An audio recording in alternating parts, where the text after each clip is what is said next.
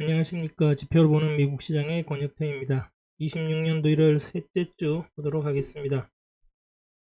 일단 지금은 시장이 다 괜찮습니다. 나쁜 여건은 하나도 없습니다. 그리고 지금 이제 실적 시즌으로 진입하는데 지표들은 다 괜찮은 것 같습니다. 일단 레드북 소매 판매 지표 보시면 다 좋습니다. 거의 GDP, 명목 GDP가 8%를 넘나들고 있는데 시장이 안 좋을 리가 없죠. 자, 소비도 호황이고요. 근데 이제 양극화의 결과물이라는 게 좀 우려스럽기는 합니다. 다음으로 30년 담보대출 금리인데 보시면 계속 내려가고 있죠. 이건 근데 돈을 그렇게 풀고 금리도 좀 아직은 중립금리 부근이고 그런 편인데 정치적 압력을 계속 받고 있어서요. 진짜 지난주에는 파월 의장께서 나와서 영상까지 올려가지고 참 보기 드문 광경입니다. 정치적인 이유로 장기금리가 좀 내려가고 있고, 물론 금리가 내려가면 부동산 경기도 살고 좋습니다만, 지금 트럼프 개인의 어떤 정치적인 그런 목적들 때문에 지금 금리도 영향을 받으니 좀 위태위태, 연준의 독립성도 문제지만 경제가 자꾸 정치 영향을 받아서 좀 우려스러운 면이 지금 서서히 생기고 있는 듯 합니다. 다음으로 소비자 물가지수인데요. 보시면 좀 원래 1월달이 가격도 올리고 해서 제일 높게 나타나는데 12월달도 그렇고 좀 내려왔습니다. 파월 의장이 말씀이 맞다면 여기점에서 이제 관세 효과가 사라지고 물가도 내려가면서 2%대로 하게 되겠죠. 맞는지는 한번 지켜보면 나오게 돼 있죠. 푸드하고 에너지를 제외한 핵심 소비자 물가 지수도 2개월째 계속 내려왔습니다. GDP가 8%나 올랐는데 계속 이렇게 물가가 내려오는 것도 참 신기한 일입니다.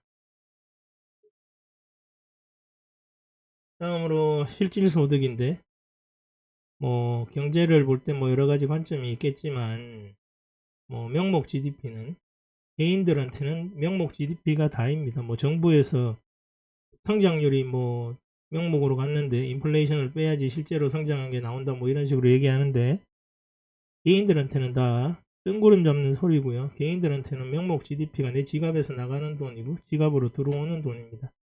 GDP가 8%나 나오니까 GDP는 걱정했는데 어떻게 내 지갑엔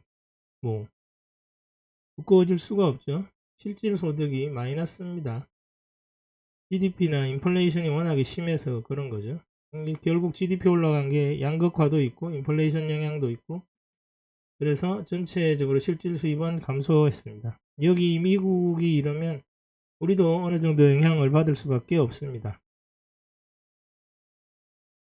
다음으로 또 수입 물가 지수인데 여기 보시면 수입 물가가 거의 몇 달째 안 오르고 있습니다. 거의 0.1 마이너스 0.1 이런 식으로 가고 있는데 이러니까 이제 경상수지도 적자폭이 많이 지금 엄청나게 감소하고 있거든요. 결국 수입 물가나 수입량이 그렇게 많지가 않다는 얘기가 되고요. 미국 경제가 진짜 실질적으로 변화 중입니다. 이런 얘기가 되겠죠. 지금 경상수지가 그렇게 나오면 기존까지는 금융수지를 다 얘기를 안 했으니까 금융수지는 항상 플러스였죠. 금융수지가 마이너스였던 적은 없습니다. 미국은. 두 개를 합하면 약간 플러스에서 끝나곤 했는데 지금 이런 식으로 코로나 끝나고 나서 미국 내의 생산 시설이라든가 이런 게 여실히 이제 현실적으로 다 이렇게 다 드러나 버리니까 지금 미국 지도자들이 그중에서도 트럼프가 아주 경제 구조를 실질적으로 바꾸려고 지금 난리도 아니죠. 관세에다가 이것저것 온갖 수단을 써서 그런데 미국의 임금이 그렇게 비싼데 그게 쉽게 될 일이 아니죠. 아무튼 미국 경제 구조가 변화하면서 수입이라든가 이런 것들 많이 바뀌고 있습니다. 생산자 물가 지수도 보시면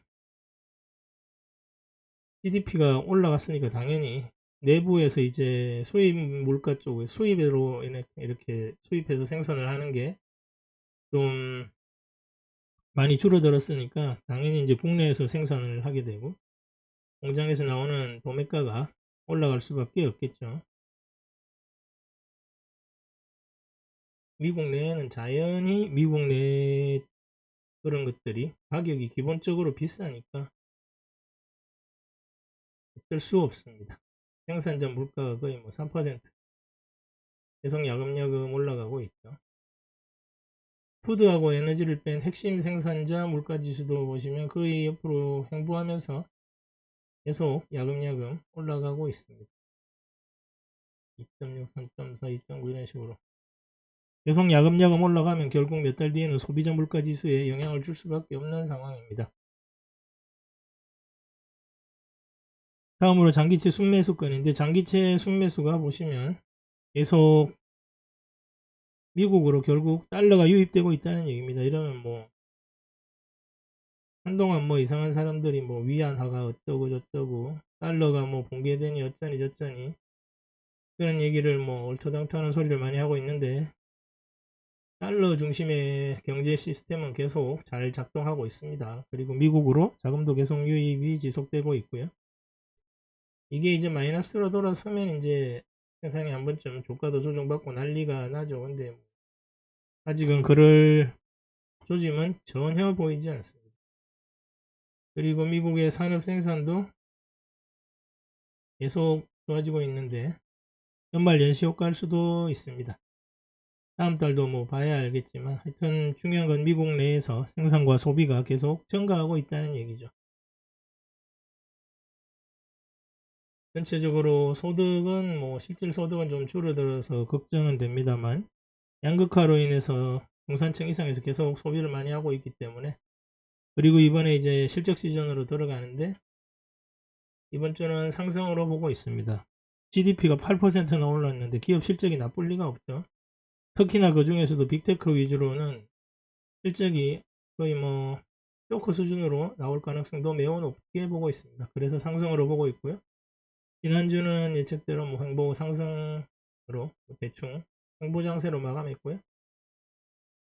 말씀드린 것처럼 GDP가 8%이고 실적은 좋을 겁니다. 실업률도 안정적이고 금리나 뭐 이런 것도 트럼프가 계속 정치적으로 압력을 가하고 있기 때문에 반대쪽으로 튈 가능성은 거의 없습니다. 중요한 건 이제 기업들 실적에서 AI로 인해서 생산성이 얼마나 올라갈 건지 그리고 기업들 실적 내에서 그런 것들이 AI와 연관된 생산성이 나타날 것인지 이런 것들이 제일 오히려 더 중요하겠죠. 기업들 실적은 뭐 이렇게 좋게 나올 거라고 말씀드렸고 그래서 상승으로 예측하고 있습니다. 지금은 미국의 경제 구조 자체가 거의 뭐 심각하게 변화하고 있죠. 네, 여기까지 하겠습니다. 다음 주는 상승으로 보고 있다는 걸 말씀드리면서 이만 마치겠습니다. 감사합니다.